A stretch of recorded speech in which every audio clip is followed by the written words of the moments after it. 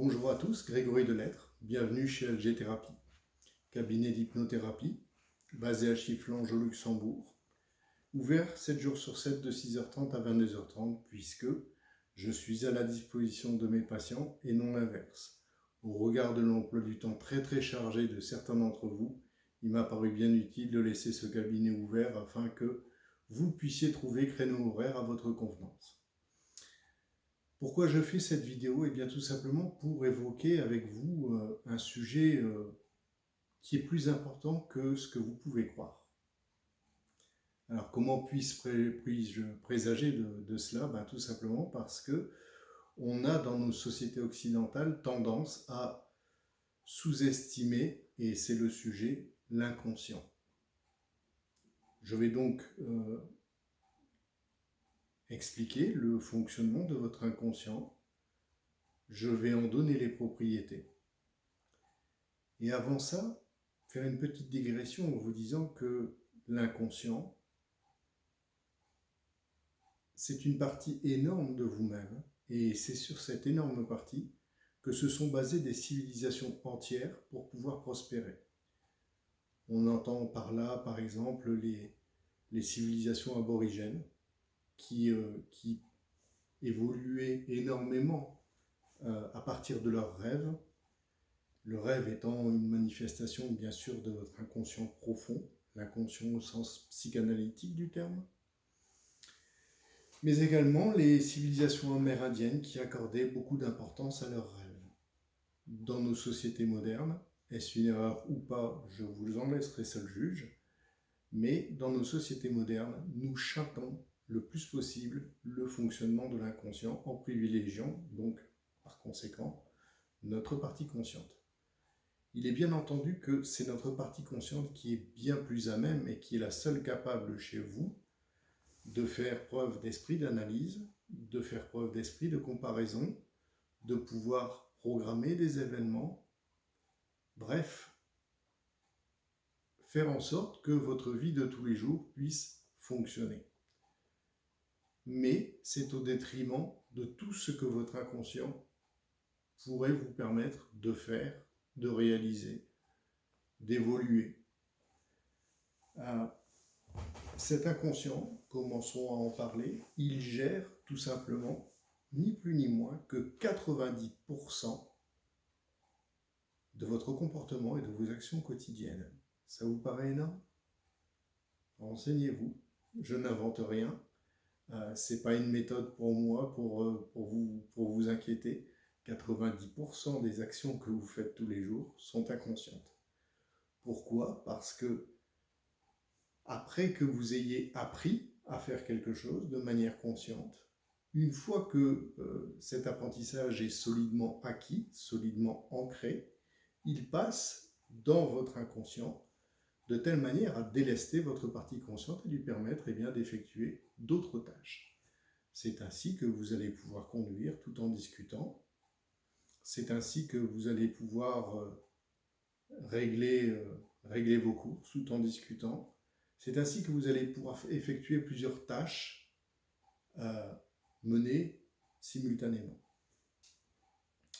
Et donc, votre inconscient gère effectivement 90% de vos actions quotidiennes, de vos comportements, mais il gère également toutes vos fonctions vitales.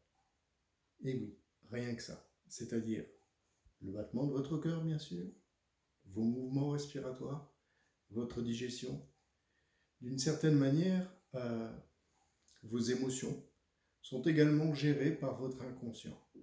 Et donc, de par cette caractéristique-là, il est évident que votre inconscient est en liaison directe avec votre production hormonale.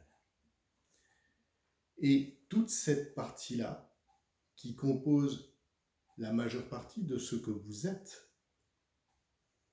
dans nos sociétés modernes, c'est quelque chose de complètement chanté. Dans bon nombre de cas. Maintenant, effectivement, il y a des exceptions. Par exemple, les personnes qui exercent des métiers où la créativité est importante, ces personnes-là pourront ou pas faire appel à leur inconscient pour pouvoir se montrer toujours plus créatif. Mais, en règle générale, c'est quelque chose qui est complètement chanté. Autre chose, autre information, c'est un fait scientifique. Votre corps, mon corps, le corps de tout être humain est composé à 99,9% d'informations et d'énergie qui circulent. Ce qui ne laisse pas beaucoup de place, vous l'aurez compris, pour la matière pure. C'est-à-dire 0,1% pour ceux qui calculent un peu. Et c'est dire en fait à quel point votre inconscient est important dans votre vie quotidienne, bien que vous le négligez. Et je vais vous faire part maintenant d'une situation que tout le monde a rencontrée un jour ou l'autre dans sa vie. Vous êtes face à une situation problématique. Vous vous proposez de solutionner cette situation. Alors, vous allez peut-être échafauder différentes pistes de réflexion pour pouvoir avancer et régler cette situation. Vous allez ensuite faire des projections sur « Tiens, cette solution-là, elle fonctionnerait peut-être mieux que l'autre.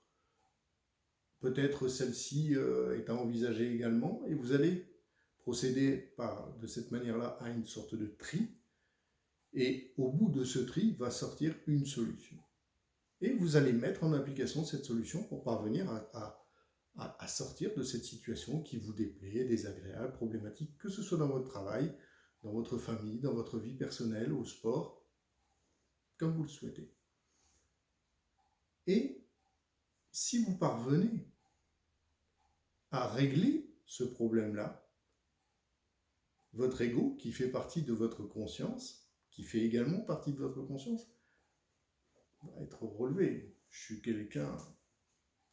suis orienté solution, je suis quelqu'un qui parvient à trouver solution facilement à ces problématiques, c'est super. Et je mets bien sûr ces aptitudes et ces compétences tous les jours au service de mon employeur.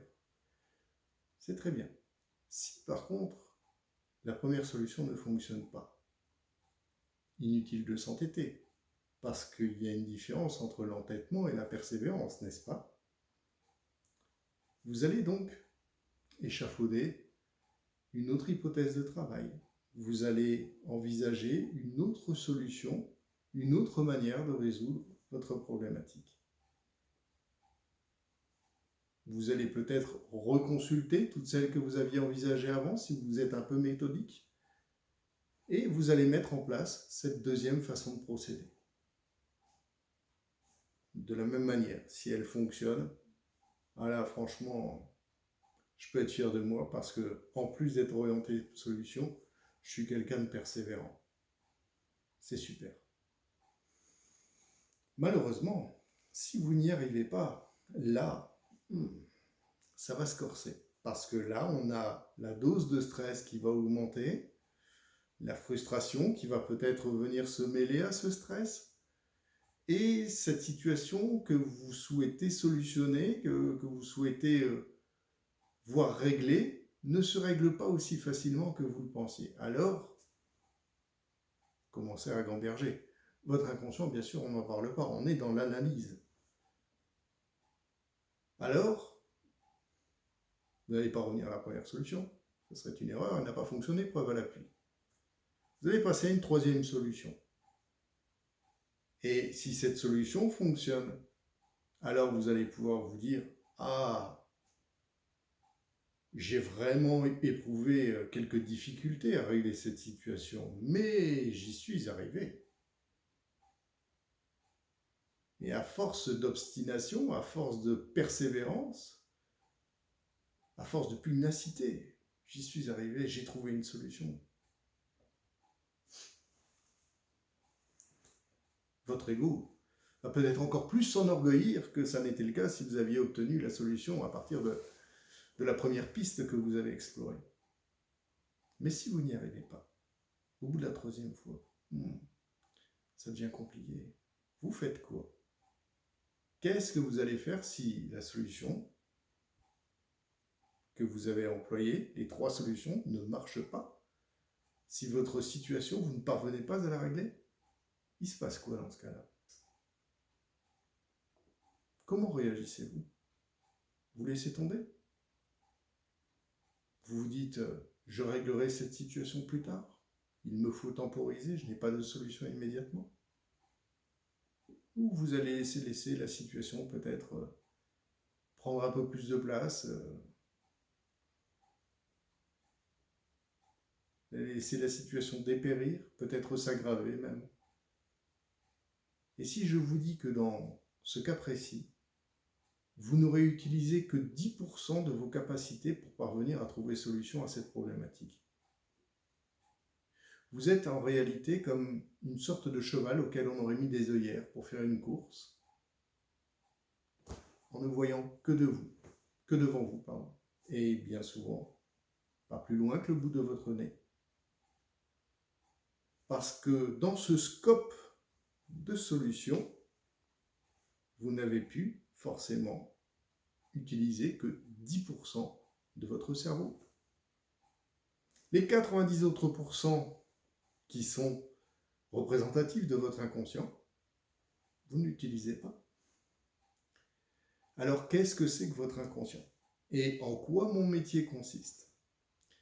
Votre inconscient, pour citer quelques propriétés, et je me limiterai pour cette vidéo à 3, ce sera amplement suffisant. Votre inconscient est toujours très positif. Ça s'explique de soi-même. Il n'y a pas besoin de faire Saint-Cyr pour comprendre. La deuxième propriété de votre inconscient, c'est qu'il est très protecteur. La troisième propriété de votre inconscient, c'est que c'est un énorme réservoir de ressources, et c'est sur cette propriété-là que je vais m'attarder aujourd'hui. La deuxième propriété, on en parle tout de suite, extrêmement protecteur. Ce qui veut dire quoi? Ce qui veut dire que dans la vie de tous les jours, on imagine que vous avez un imprévu dans votre voiture, vous conduisez, peinard, hein, vous êtes dans vos pensées, preuve que vous êtes en état d'hypnose, puisque chacun de nous l'est à raison de 20 à 30 minutes par jour, à période de 2 à 3 minutes, une dizaine de fois dans la journée, il n'y a rien de choquant, c'est la moyenne. Et vous êtes dans votre voiture, et puis poursuivez votre route, vous allez au travail, et puis vous pensez à autre chose. Et d'un seul coup, il y a une voiture en face de vous qui pile, et il commence à y avoir un carambolage. Vous tournez le volant, vous sortez de la file, vous mettez sur la bande d'arrêt d'urgence, vous pilez, et vous échappez à l'accident. Dites-vous une chose, c'est que si vous aviez compté sur votre partie consciente, vous faisiez partie du carambolage. C'est donc votre inconscient qui a pris les mesures nécessaires pour assurer votre survie, car dans un carambolage, ça peut faire très mal. Et votre inconscient, dans ce cas précis, est passé aux commandes. Et en aucun cas, c'est votre partie consciente qui a pu intervenir. Pourquoi? La partie consciente analyse. Ah tiens, il y a une voiture devant qui pile, j'entends des bruits de tôles qui sont en train de se froisser devant. Il faut absolument que je tourne le volant pour sortir de la file et éviter le carambolage, et il faut que j'appuie sur le frein pour immobiliser le véhicule et sortir le plus rapidement possible par le côté passager pour me mettre derrière la rambarde de sécurité. Non. Si vous faites ça, vous êtes dedans. C'est donc une caractéristique très protectrice de votre inconscient qui assure votre réflexe de survie. Vos instincts de survie sont entièrement régis par votre inconscient. L'inconscient, il réagit très très vite. Il y a des choses qui ont été acquises, qui ont été apprises. Je vais revenir là-dessus également. Et c'est votre inconscient qui gère donc vos instincts de survie. Votre inconscient, par extension, est très protecteur. Et pourquoi je dis très protecteur? C'est parce qu'au cas où certains ou certaines d'entre vous auraient encore quelques hésitations à avoir recours à l'hypnothérapie, sachez que en aucun cas, votre inconscient n'acceptera des suggestions mauvaises pour lui. Il n'acceptera que les suggestions qui lui conviennent. Toutes celles qui ne lui conviennent pas, votre en touche. Ce sera inutile. Ce qui veut dire qu'un hypnothérapeute ne va pas pouvoir aller contre votre intérêt, contre vos intérêts. Voilà pour la partie protecteur. Pour la partie réservoir de ressources, et c'est là-dessus que je vais un peu m'étendre. Pourquoi? votre inconscient, comparez-le à un énorme disque dur ou SSD, hein, à votre convenance.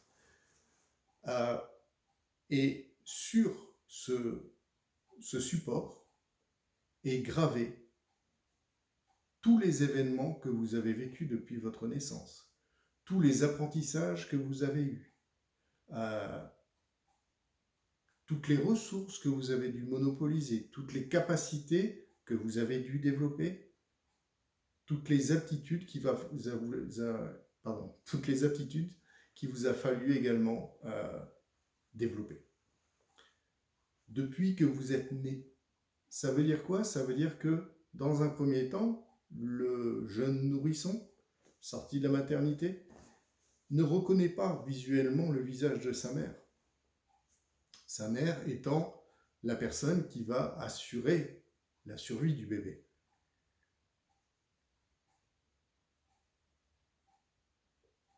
Il ne va pas non plus reconnaître sa voix quand elle lui parle. Donc le premier stimuli du bébé pour reconnaître « maman est là, je suis protégé », ce sera l'odorat. C'est l'odeur de sa mère qui va le rassurer.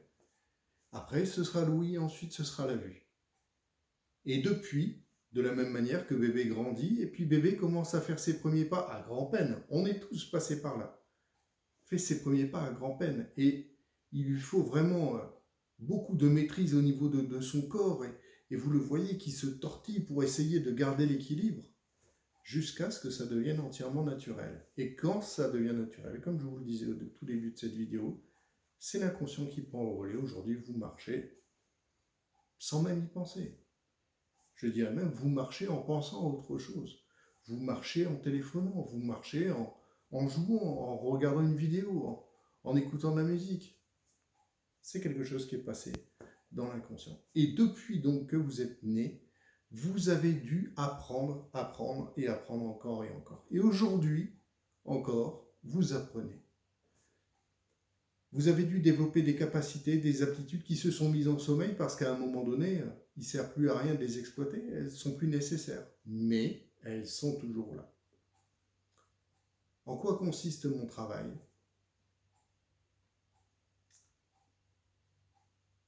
Et avant de répondre à la question que je viens de poser, une petite précision, une dernière précision concernant votre inconscient. Vous avez en vous une puissance que vous ne pouvez pas soupçonner. Vous ne pouvez pas soupçonner toutes les ressources et toutes les capacités, toutes les aptitudes et toutes les compétences que vous êtes capable de déployer très facilement par le biais d'une hypnothérapie si nécessaire. Et en quoi consiste mon travail ? Cette fois-ci, je réponds à la question. Mon travail consiste à faire en sorte que votre partie consciente, qui est toujours devant, qui contrôle tout, et qui est extrêmement limitée puisqu'elle ne représente que 10% de vos capacités, passe derrière l'inconscient. Et que votre inconscient passe à la surface. Et c'est une fois que c'est fait, donc en état d'hypnose, que je vous aide à trouver les ressources, les compétences, les aptitudes, les capacités, appelez-les comme vous voulez, qui vont vous permettre de résoudre votre problématique ou d'atteindre vos objectifs. C'est une chose d'hypnotiser, c'en est une autre de soigner et d'aider vraiment. C'est la raison pour laquelle j'ai entendu, sans citer de nom, mais j'ai entendu des hypnothérapeutes chez qui c'est 1 heure max et puis dehors. Je ne conçois pas mon travail comme ça, chacun le conçoit comme il veut, hein. Mais ça n'est pas la manière du tout dont je conçois le mien, à savoir que quand vous prenez rendez-vous chez LG Thérapie, la séance durera 1 heure à 1h45 maximum. De telle manière à ce que je puisse réellement vous aider et faire en sorte que la thérapie soit la plus efficace possible. Voilà, j'en ai terminé avec cette vidéo. C'est une vidéo de présentation. Sachez que je n'ai pas l'intention, a priori, de faire plusieurs vidéos. Je vais poster celle-ci sur YouTube et mettre le lien sur mon site web. Mais si vous souhaitez que je précise ou que je vous apporte d'autres informations, n'hésitez pas. Je ne ferai pas de séances d'hypnose sur YouTube, il y en a tellement, ça regorge d'hypnothérapeutes et d'hypnotiseurs de tous les coins de France qui postent des vidéos pour hypnotiser. C'est bien, mais à mon sens, une vraie séance d'hypnothérapie, et je pense que tous les hypnothérapeutes seront d'accord avec moi pour dire ça, je l'espère du moins, une séance d'hypnose, ça doit être personnalisé en fonction de vous-même. Et c'est la raison pour laquelle je ne ferai pas de séance d'hypnose à distance et pas par YouTube. Voilà. Parce que je tiens vraiment à personnaliser mes séances. Sachez qu'en plus de l'heure et demie, à peu près, pendant laquelle je vous reçois en cabinet, après, j'ai le même temps de travail pour préparer votre séance suivante. Donc, je ne ferai pas de vidéo en ce sens. Maintenant, si vous, dans vos commentaires, vous m'indiquez « on aimerait bien avoir quelques informations sur ce qu'est l'hypnothérapie, sur ce que sur la sophrologie, sur ce qu'est la PNL, en quoi elle peut servir, sur ce qu'est le PCM, en quoi ça peut nous aider, surtout si vous êtes manager, alors à ce moment-là, je publierai d'autres vidéos à votre attention. Mais j'espère quand même que vous aurez la patience de lire tous les articles que je publie sur le blog du site web Algethérapie. Je vous remercie de m'avoir suivi et puis je vous dis à très bientôt chez Algethérapie. Au revoir.